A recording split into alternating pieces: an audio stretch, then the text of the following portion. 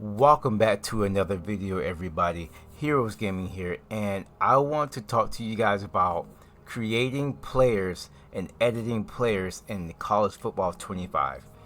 I've been getting a lot of questions the last couple of days about how to create a player in College Football 25 and how do you edit names, the way somebody looks, and somebody's ratings in the game. Well, I thought that it was well known that you cannot do any of that, but I've been getting questions about it, and I've been seeing other people ask questions on Discord, on Twitter, on Reddit, all those different places. So let me tell you guys why that cannot happen. Do you guys remember the name Ed O'Bannon? I think his first name is Ed, but you guys know O'Bannon. In the lawsuit that he had against NCAA, well, EA, about having his name, image, and likeness in the football games. And they had to settle in court from a lawsuit that he won. And, well, they settled, he won, same thing. So that necessarily took college football and college sports away from being made and developed by gaming companies. That's why it took 10 or 11 years to come out with a new football game. Now, why were we able to come out with a new football game now? Because of the NIL, the name, image, and likeness. Now, the NCAA can't stop student athletes from getting paid by other people, such as EA or 2K, anybody like that. So now EA is able to pay these college players to be in the game. So now they're being paid to be in the game, but they have to opt in to be in the game. So if EA comes to you and they say, hey, do you want to be in this game? I'll give you $100. Either you can say yes or no. Now if you say yes, then they'll put you in the game. Now if you say no, you're not going to be in the game.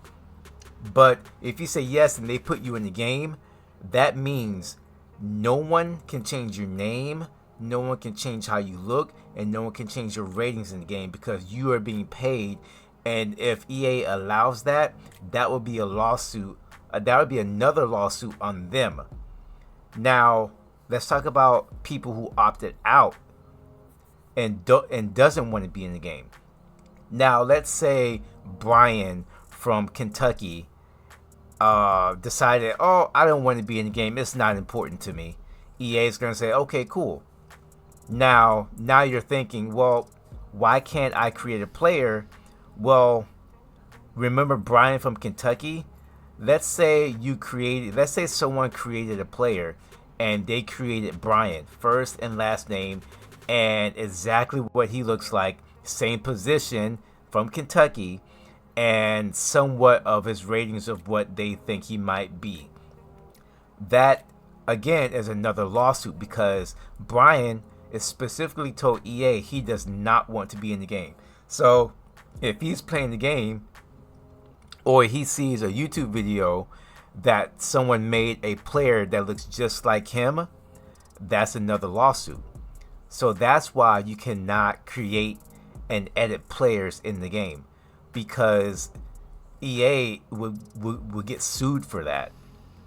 And people always say, and I also have seen people say, well, why can't we do anything to prospects? Again, you're editing the name and the way they look. That can't be allowed because EA doesn't want that to happen, because again, it would be a lawsuit. And we'll just go back to what it was 10, 11 years ago, and we'll be out of another college football game. So that's why you can't edit players or create players in the game, because of those people who opted out.